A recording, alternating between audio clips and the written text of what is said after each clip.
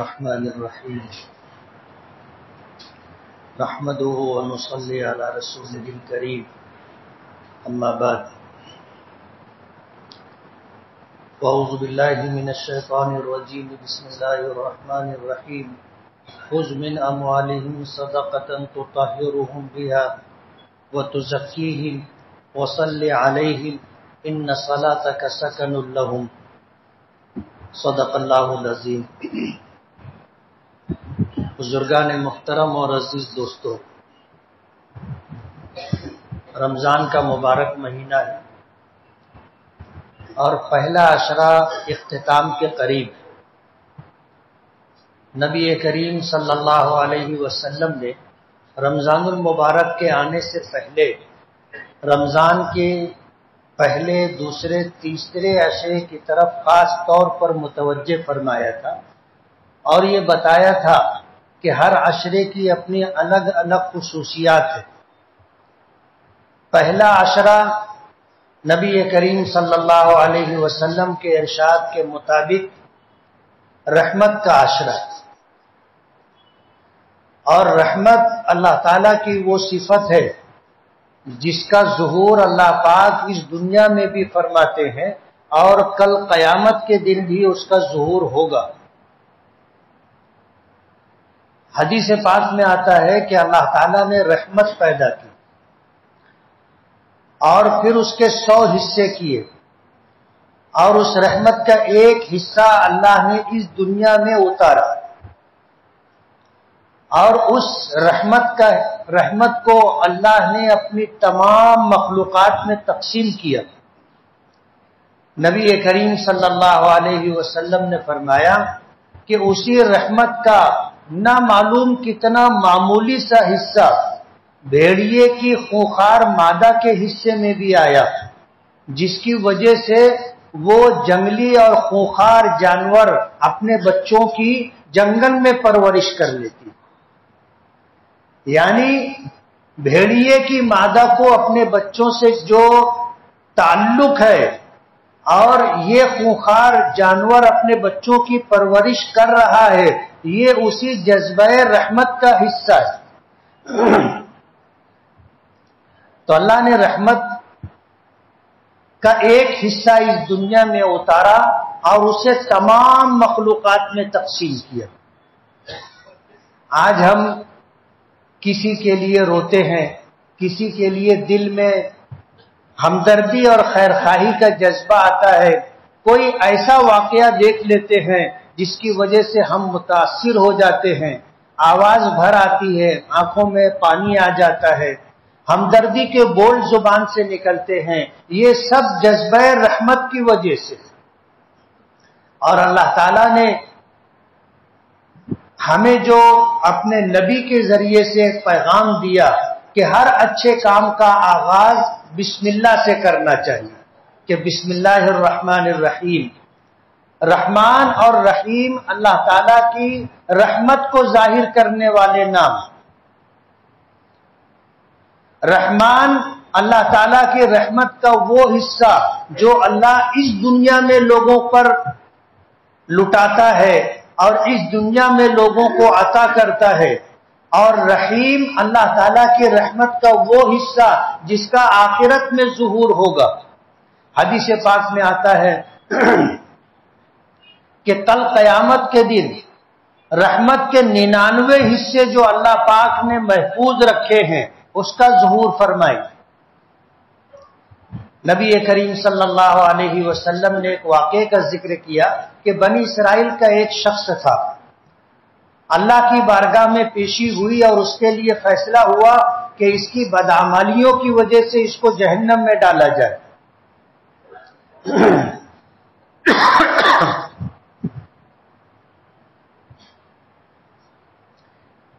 تو اس فیصلے کے بعد وہ سرپٹ جہنم کی طرف دوڑ کر کے جانے لگا۔ ایک دوسرے شخص کی پیشی ہوئی، اس کے لیے بھی یہی فیصلہ ہوا کہ اس نے دنیا میں ہمیں ناراض کیا ہے اور ہماری ناراضگی لے کر دنیا سے آیا ہے، تو اس کے لیے بھی جہنم کا فیصلہ ہے، اسے جہنم میں ڈالا جائے۔ تو وہ چلنے لگا اور 2-4 قدم چلتا، رک کر کے پلٹ کر کے عرش الہی کی طرف دیکھتا۔ فرشتوں کو حیرت ہوئی کہ فیصلہ دونوں کے حق میں ایک جیسا ہے، لیکن ایک ایسا ہے کہ وہ جہنم کا فیصلہ ہونے کے بعد جہنم کی طرف دوڑ کر کے جا رہا ہے، اور ایک کے لیے جہنم کا فیصلہ ہوا تو وہ چل رہا ہے، 2-4 قدم چلتا ہے، مڑ کر کے عرش الہی کی طرف دیکھتا ہے۔ فرشتوں کو حیرت ہوئی۔ اللہ پاک نے فرشتوں کی حیرت دور کرنے کے لیے حکم دیا کہ دونوں کو واپس لاؤ۔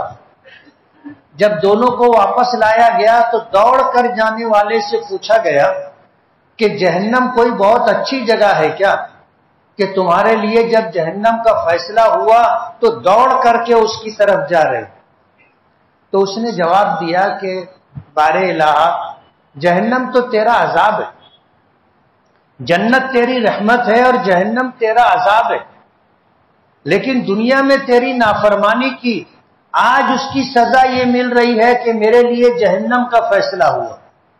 میں یہ سوچ رہا تھا کہ زندگی بھر تو تیری نافرمانی کی ہے، لیکن آج تیرا فیصلہ میرے لیے جہنم کا ہے، تو اس فیصلے کو میں نے قبول کیا اور تیرے اس فیصلے پر عمل کرنے کے لیے میں دوڑ کر کے جہنم کی طرف جا رہا، ورنہ تو جہنم کوئی اچھی جگہ نہیں ہے، وہ تو تیرا عذاب ہے۔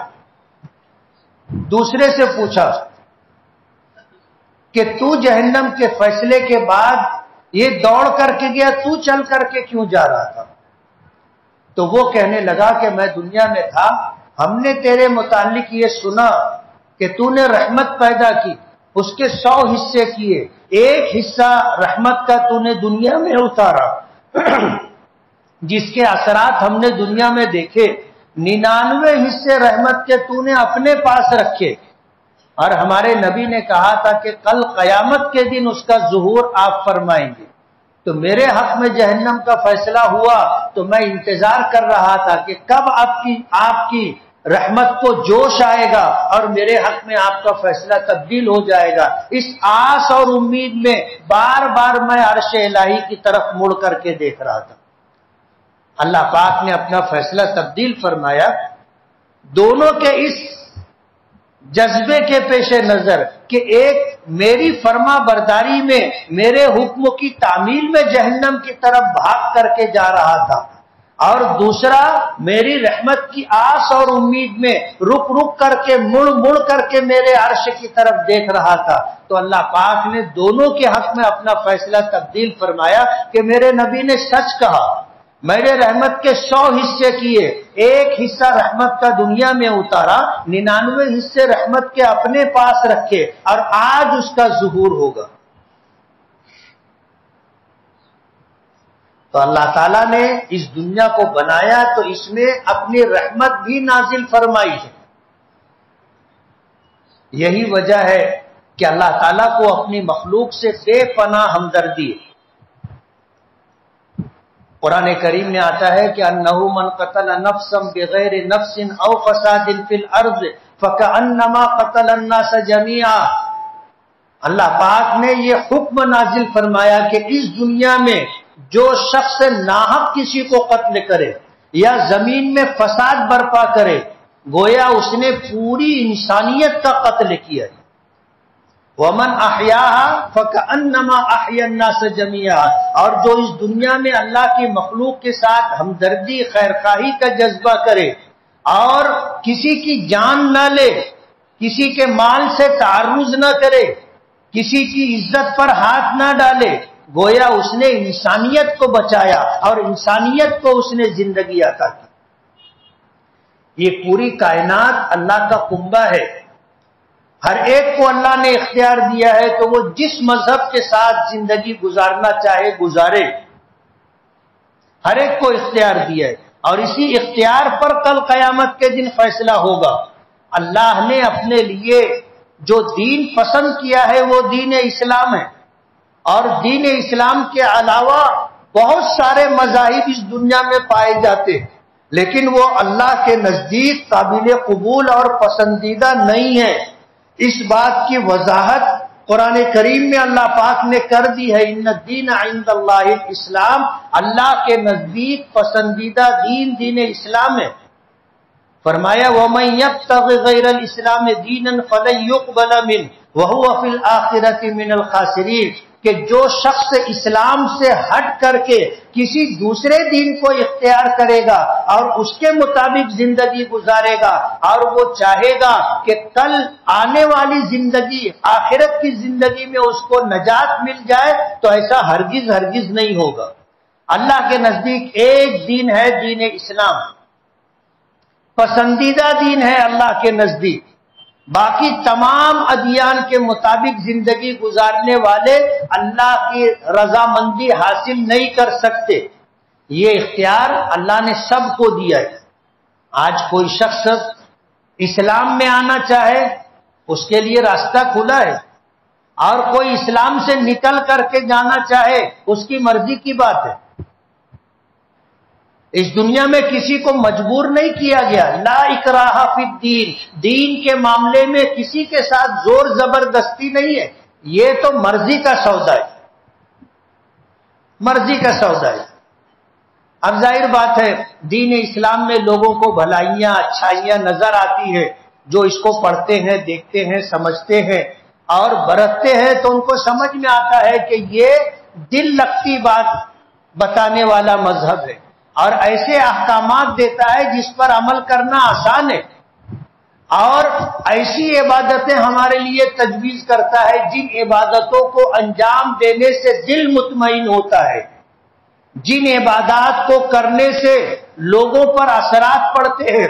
اس میں کوئی عمل ایسا نہیں ہے کہ لوگ دیکھ کر کے حیرت کرے، ان کو ہنسی آئے، ان کو اچھا لگے یا ان کو برا لگے، ایسا نہیں۔ ہر عمل ہمارا ایسا ہے کہ وہ ہر ایک کو پسند آتا ہے۔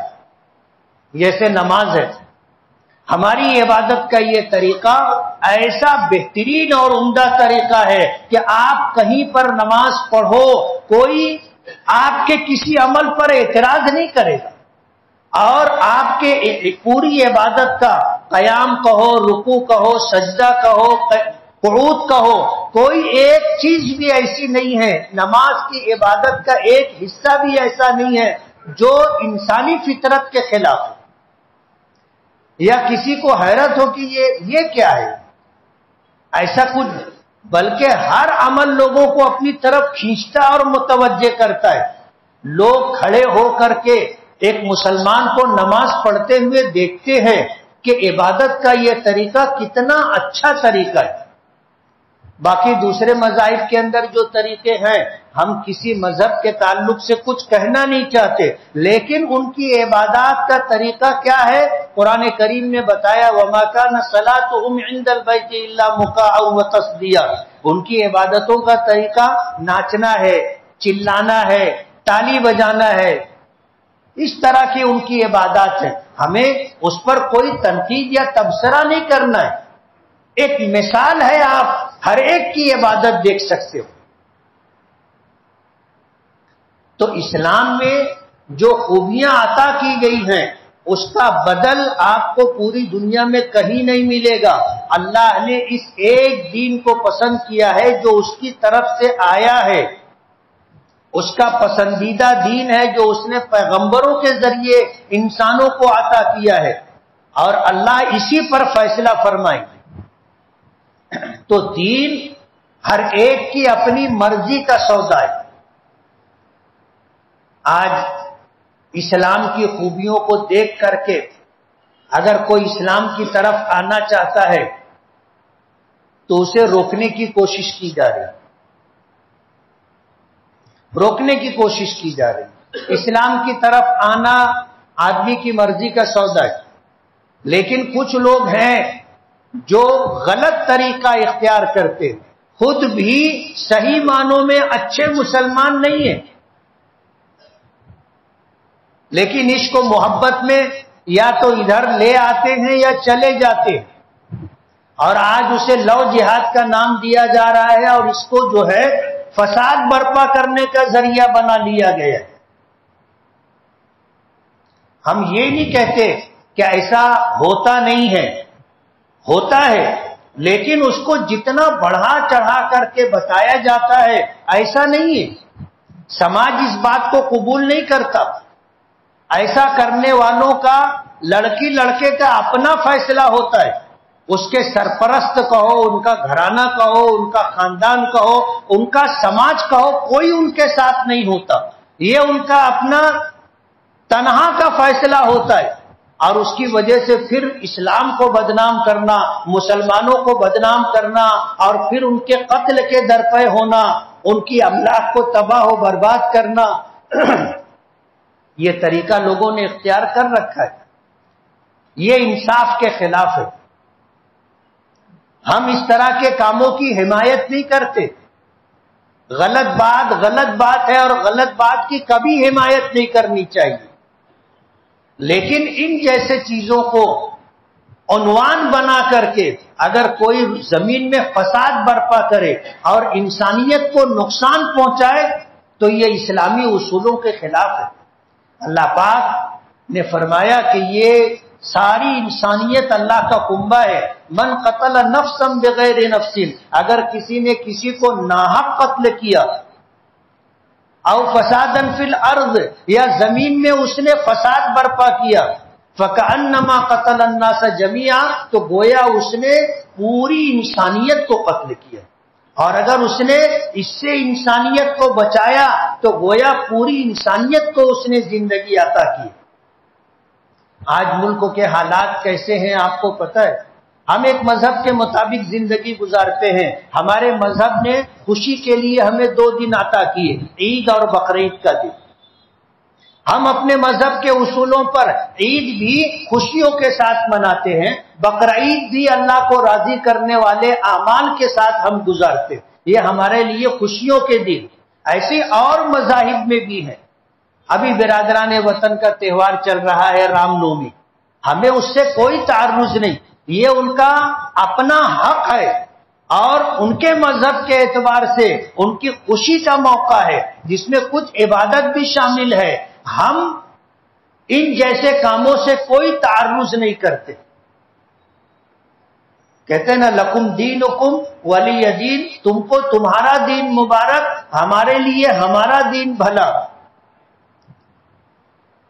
ہمیں اس سے کوئی تعرض نہیں. ہم نہ کہیں اس کی مخالفت کرتے ہیں، اور نہ ان جیسے تہواروں پر ہم کوئی تنقید کرتے. یہ ان کی خوشی کا دن ہے، مبارک ہو، اللہ ان کی خوشیوں کو دراز فرمائے. لیکن جب ان جیسے تہواروں پر فسادات ہوتے ہیں، جیسے اورنگ آباد میں فساد ہوا، پالدی میں فساد ہوا، بنگال میں فساد ہوا، اڑیسہ میں فساد ہوا، ہمارے مہاراشٹر کے اندر بہت سارے چھوٹے چھوٹے دیہاتوں میں، قصبوں میں حالات خراب ہوئے، تو تہوار آنے کا یہ مقصد نہیں ہوتا کہ اب آدمی اپنی خوشیوں کو آگ لگائے اور اپنی خوشیوں کو برباد کرے اور پھر دنگا اور فساد ہو. ظاہر بات ہے اس سے آپ کا بھی تہوار متاثر ہوتا ہے، اور دوسرے لوگوں کو بھی اس سے نقصان پہنچتا ہے. سمجھنے کی بات ہے. آپ کا تہوار ہے، آپ خوشیوں کے ساتھ منائیے، خوشیوں کے ساتھ منائیے، خوشیاں بانٹیے، آپ کی خوشیاں بڑھیں گی.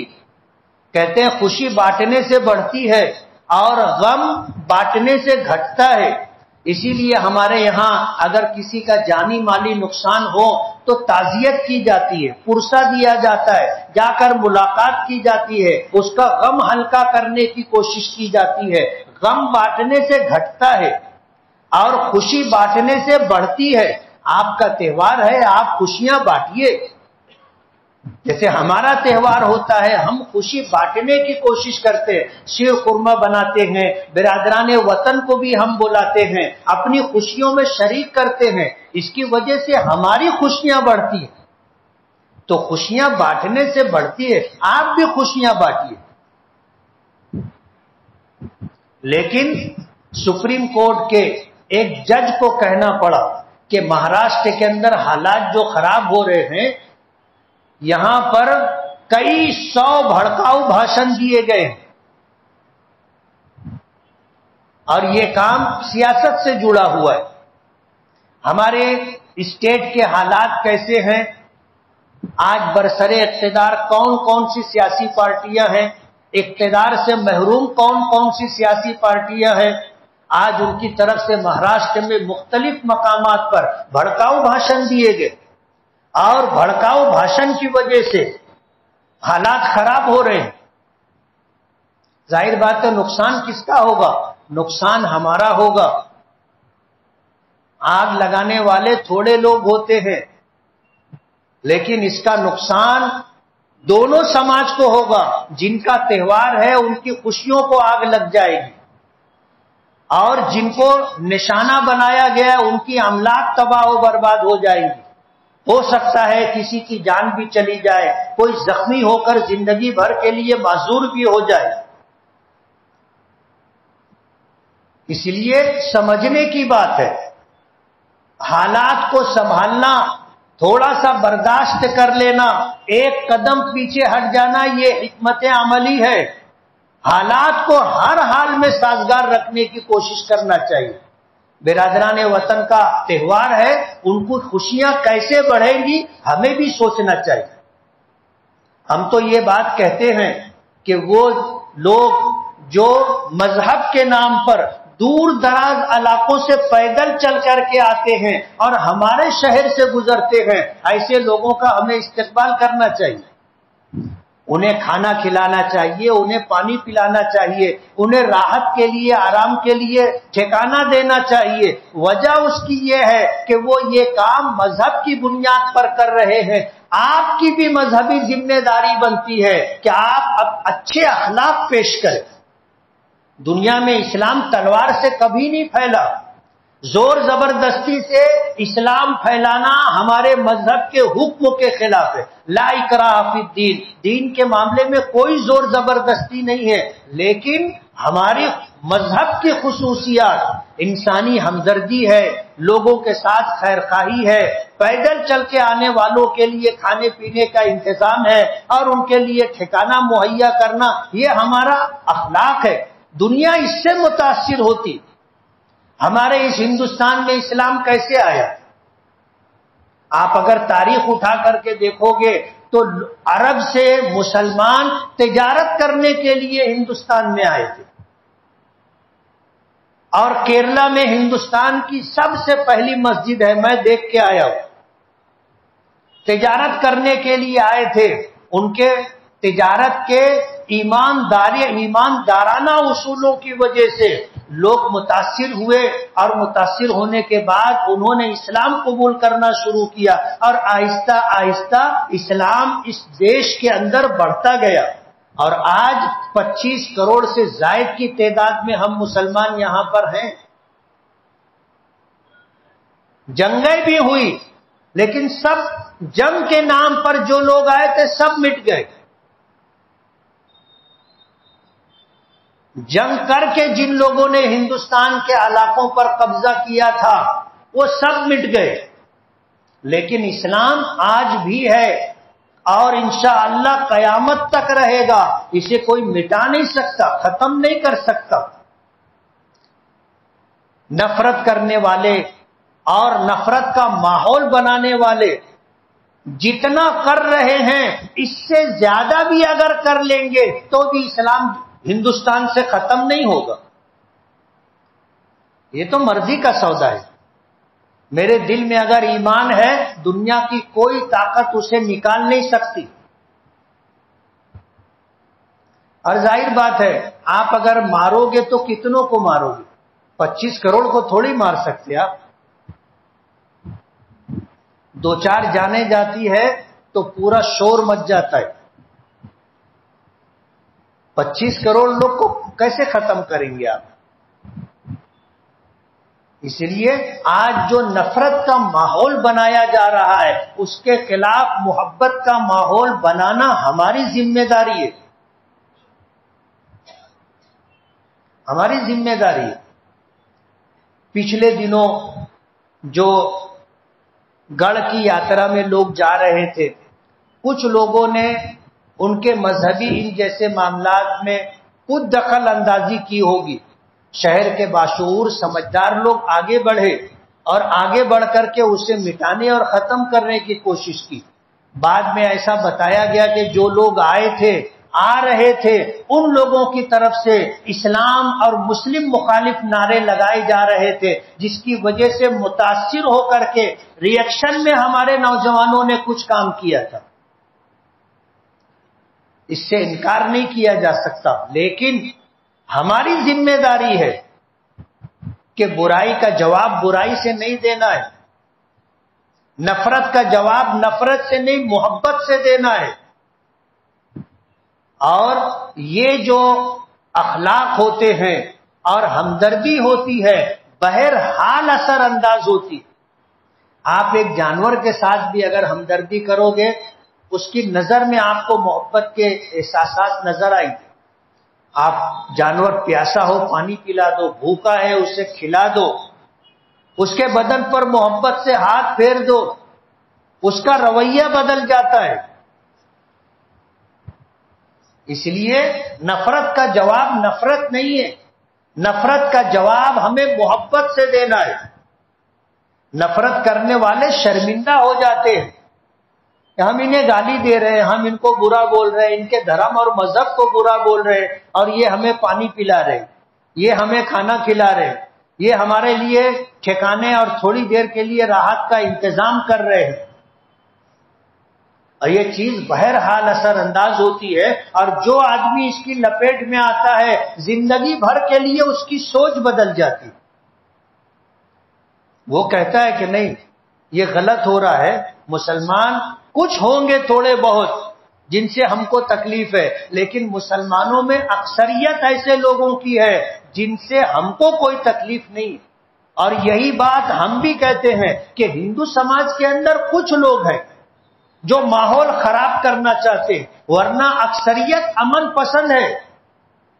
اکثریت یہ چاہتی ہے کہ کسی قسم کا دنگا، کسی قسم کا فساد نہ ہو۔ اس لیے اکثریت کو دیکھ کر کے آدمی کو فیصلہ کرنا چاہیے۔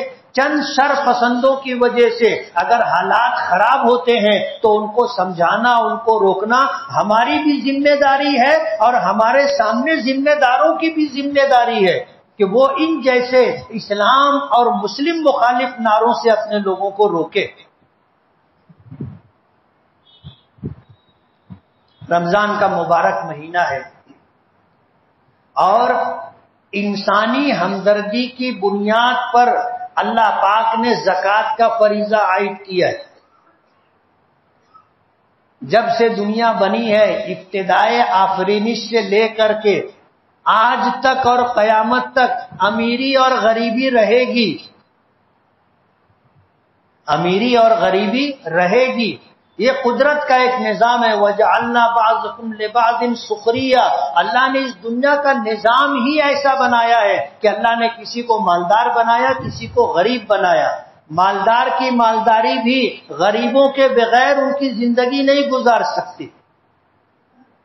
ٹھیک ہے بہت مالدار ہے، بہت پیسہ ہے، لیکن اگر غریب آدمی نہ ہو تو کون اس کے یہاں ڈرائیوری کرے گا، کون اس کے یہاں واچمینی کا کام کرے گا، کون اس کے یہاں کچن سنبھالے گا، کون اس کے یہاں صاف صفائی کرے گا، کون اس کے گارڈن کی دیکھ بھال کرے گا؟ ظاہر بات ہے غریب ہوگا تو اسے اس کی غربت یہ کام کروائے۔ یہ دنیا کا نظام ہے، اللہ نے بنایا ہے، اور اسی طرح چلے گا۔ سب مالدار ہو جائیں گے، لوگ پریشان ہو جائیں گے، سب غریب ہو جائیں گے، لوگ پریشان ہو جائیں گے۔ اللہ نے دنیا کا یہ نظام بنایا ہے اور اسی طرح رہے گا۔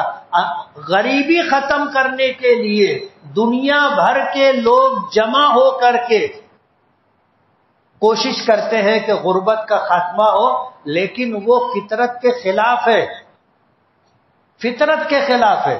اس لیے کبھی بھی وہ کامیاب نہیں ہوئے۔ جتنے فیصلے اور جتنے فلسفے غریبی کو ختم کرنے کے لیے باہمی طور پر مشورہ کر کے طے کیے جاتے ہیں، آج تک سب کو ناکامی کا منہ دیکھنا پڑا۔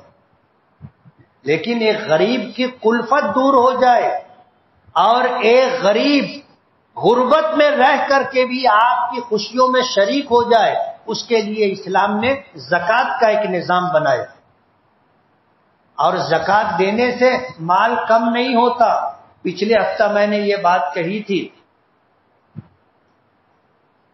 کہ اللہ پاک نے جو زکوٰۃ کا فریضہ ہم پر عائد کیا ہے، اس پر اللہ کا وعدہ ہے کہ جو کچھ تم خرچ کرو گے اللہ برکتوں کے ساتھ تمہیں عطا کرے گا، واپس کرے گا۔ وَمَا أَنفَقْتُم مِّن شَيْءٍ فَهُوَ يُخْلِفُ، جو کچھ تم خرچ کرو گے اللہ تمہیں اس کا بدل دے گا، یہ اللہ کا وعدہ ہے۔ اور حضور نے فرمایا صدقہ دینے سے مال کم نہیں ہوتا، زکوٰۃ دینے سے مال کم نہیں ہوتا۔ ہمیں ایسا دکھتا ہے کہ کم ہو رہا ہے، لیکن اللہ اس کے رسول کی بات بالکل برحق ہے۔ ہمیں اس پر یقین رکھنا چاہیے، بھروسہ رکھنا چاہیے کہ دینے سے، صدقے کے نام پر، زکوٰۃ کے نام پر دینے سے مال کم نہیں ہوتا۔ اور عقلی طور پر بھی میں نے قرآن کریم کی ایک آیت کی تشریح کی تھی کہ ایک دانہ زمین میں ڈالا جاتا ہے، 700 دانے اللہ پاک دیتا ہے۔ اگر یہ ایک دانہ آپ نہیں ڈالتے تو آپ کو بڑھ کر کے ملتا، اس لیے دینے سے کم نہیں ہوتا، دینے سے کم نہیں ہوتا۔ اللہ کے راستے میں خرچ کرنے سے آدمی کو پیچھے نہیں ہٹنا چاہیے، یہ اللہ کا فریضہ ہے اور ہمارے لیے عبادت ہے۔ اور ان صدقات و خیرات کے ذریعے سے بلائیں، مصیبتیں، وبائیں اللہ دور کرتا ہے، پریشانیاں ختم کرتا ہے، غربت اور تنگ دستی کا خاتمہ ہوتا ہے۔ خوش دلی کے ساتھ دینا چاہیے، خوش دلی کے ساتھ، اور اس یقین اور بھروسے کے ساتھ دینا چاہیے کہ ہم دے رہے ہیں، اللہ کا وعدہ ہے اللہ اسے برکتوں کے ساتھ واپس کرے گا۔ جو ہم دے رہے ہیں اس سے نہ معلوم کتنا گنا بڑھا کر کے اللہ ہمیں دے گا۔ روزانہ اللہ پاک کی طرف سے ایک فرشتہ اعلان کرتا ہے، دعا کرتا ہے کہ اللہ خرچ کرنے والے کو اس کا بدل عطا فرما، اور ایک بد دعا دیتا ہے کہ اللہ گن گن کر، جمع کر کے، روک کر رکھنے والے کو ہلاک اور برباد کر دے۔ روزانہ کا یہ معمول ہے اللہ پاک کی طرف سے، اس نظام کا ایک حصہ ہے۔ ہمارے شہر میں ایک مدرسہ ہے لڑکیوں کا، جامعۃ الصالحات۔ اپریل 1968 میں ہمارے یہاں بزرگ علماء کرام، مولانا محمد عثمان صاحب، مولانا عبدالحق صاحب، مولانا محمد الیاس صاحب، مولانا محمد ایوب صاحب اور ان کے رفقا نے لڑکیوں کی دینی تعلیم کے لیے ایک درسگاہ کی بنیاد ڈالی تھی، اور ہندوستان کی پہلی دینی درسگاہ لڑکیوں کے لیے ہمارے شہر میں وجود میں آئی تھی۔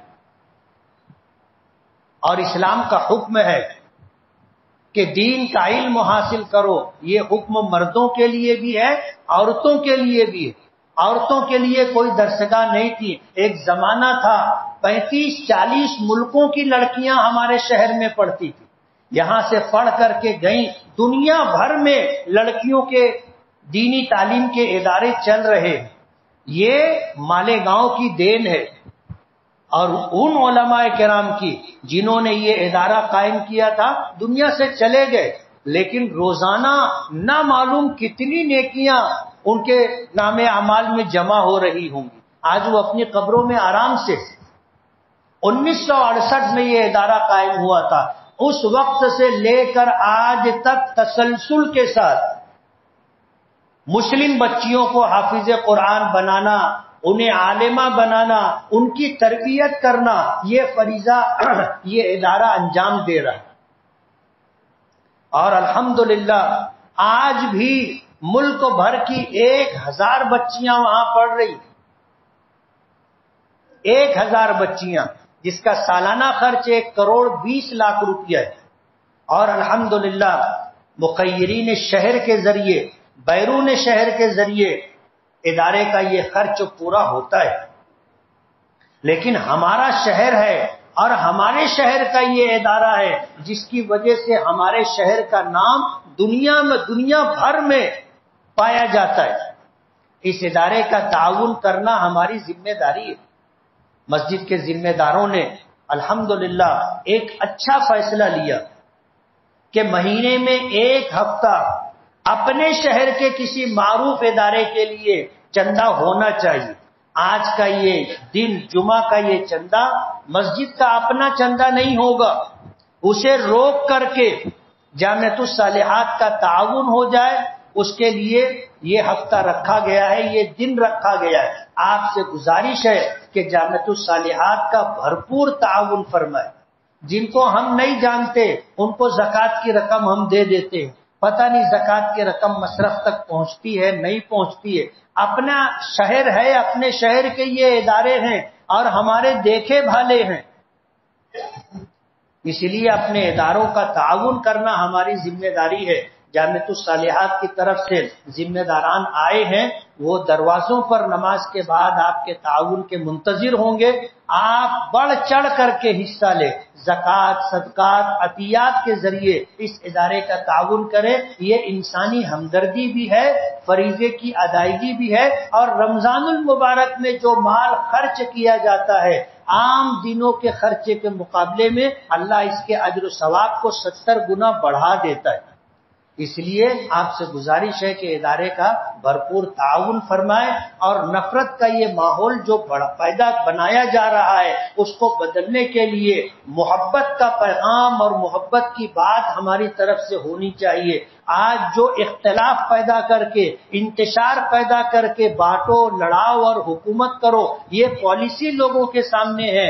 ہماری طرف سے اتحاد ہونا چاہیے، مل جل کر کے ایک دوسروں کے خوشیوں میں اور ایک دوسروں کے دکھ اور تکلیف میں آدمی کو شرکت کرنی چاہیے. ہم مسلمان ہیں، اپنے مذہب کا پیغام، اپنے مذہب کی تعلیم عام ہونی چاہیے. اس کے لیے ہماری بھی ذمہ داری بنتی ہے. اللہ ہمیں عمل کرنے کی توفیق دے. وآخر دعوانا الحمدللہ رب العالمین.